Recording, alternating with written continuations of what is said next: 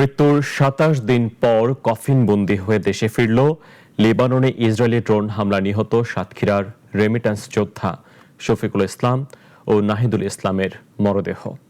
বেলা ১১টায় মরদেহ দুটি তাদের নিজ গ্রামে পৌঁছালে স্বজনদের বুক ফাটা আর্তনাদ আর আহাজারিতে ভারী হয়ে ওঠে পরিবেশ। শনিবার গভীর রাতে রাজধানীর হযরত শাহজালাল আন্তর্জাতিক বিমানবন্দরে সরকারের পক্ষ থেকে স্বজনদের কাছে মরদেহ হস্তান্তর করা হয়। গত ১১ মে দক্ষিণ লেবাননের নাবাতি অঞ্চলের নিজ আবাসস্থলে ইসরায়েলি ড্রোন হামলায় নিহত হন তারা। আমার কোনো আশ্রয় নেই, কোনো আশ্রয় নেই আমার। তা তোমরা একটু আমার সাহায্য করো বাবা, সরকার বাবা, তোমরা একটু সাহায্য করো, তাছাড়া আর কোনো পথ নেই আমার।